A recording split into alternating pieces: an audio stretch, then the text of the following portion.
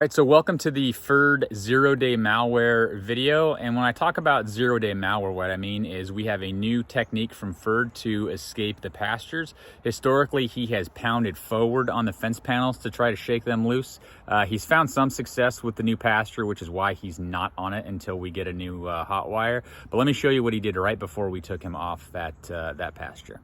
So this is Ferd's newest pasture, and what's interesting here is that the fence panel is not pushed out, the fence panel was pulled in. So that's why we're calling this a zero-day event. This is a previously unknown malware skill that he had, and what we believe happened is that he was able to hook his horn on the panel and pull it that way. So he taught himself a new skill, which ultimately led to his escape in that direction.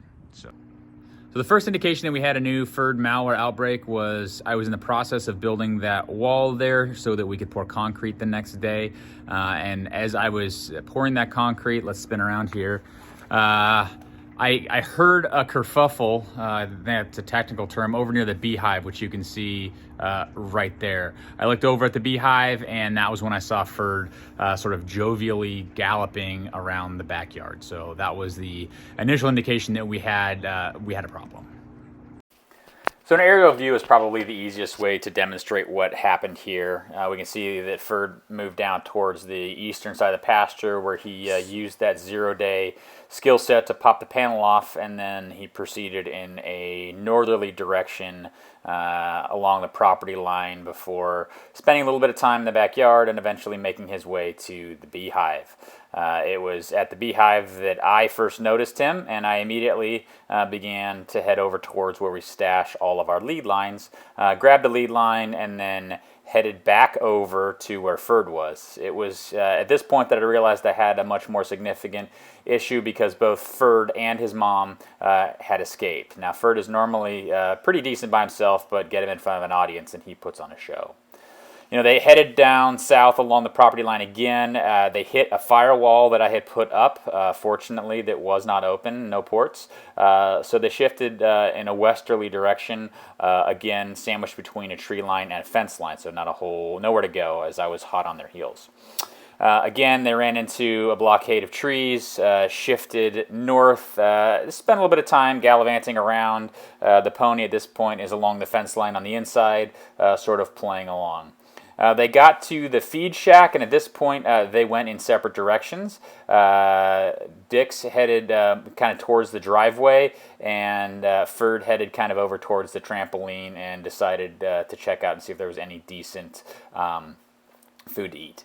Now, I'm hot on their heels, as I said. I'm running in flip-flops, about 600 feet down the property line, another 250 feet across, and then eventually back up north towards where they were.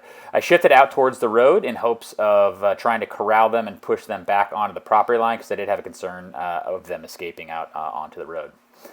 Now, here's where the incident took sort of a rough turn. We had an additional resource come on to assist. My wife, she headed down to the gate where the pony was to get the pony tied up and open that gate in hopes that I would be able to herd the cows through that.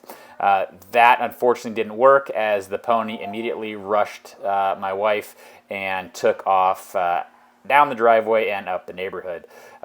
Shortly thereafter, both Ferd and Dix exited. So as Ferd and Dixie worked their way up towards the driveway, my wife came out here to make an emergency firewall change. As you can see, this firewall allows all egress out if the chain is off. So you need to make sure that that the pony is tied up so that she can't egress through this firewall. Unfortunately, the pony got pretty excited as soon as the gate came open and my wife went in to get her halter on. She shoved her way through that gate and away all three of them went down the driveway, and they began to leave the property in a northerly direction. 2 cows and a horse.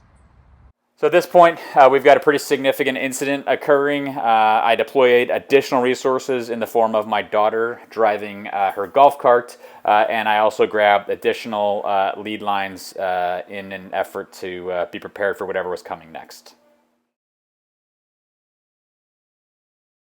So let's pull out here and look at the neighborhood view and talk about what happened next. So the three hoodlums headed northbound past a number of houses before making a left-hand turn and heading into a neighbor's yard.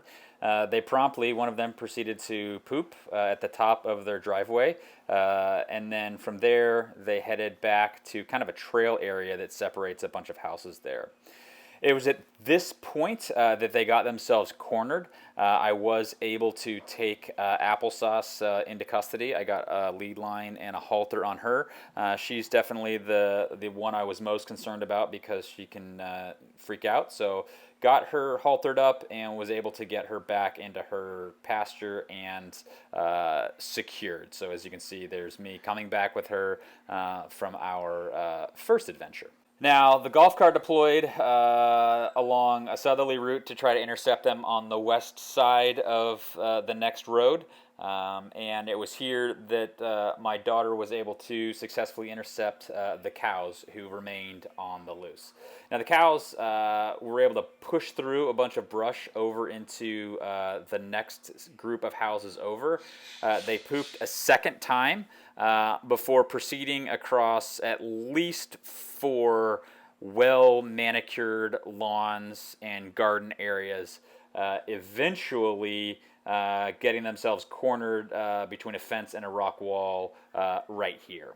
So at this point, I was able to get a lead line on Ferd, and also I was able to get one on to Dick's, and then from there I was able to get both of the cows back to the house. So, you know, a really important thing to think about is that with any incident, things could get worse. You may not know the entirety of the scope, and you need to be able to pivot and respond appropriately. So initially this was just an escaped cow, and then it was 2 escaped cows and an escaped horse. And, you know, in order to deal with the situation, it was a matter of deploying additional resources and making smart decisions about what we're going to do and how we're going to contain it.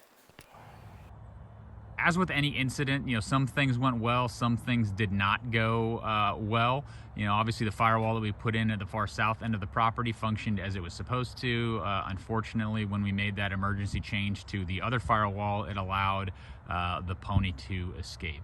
We'll be making some changes to our vulnerability management program. We'll be working with the infrastructure team, which is also me, to make sure that the fence is hardened, and then we add that additional security control of the electric fence on that new pasture until we can get the sideboards up on that one. So thanks for watching, and hope you all have a good day.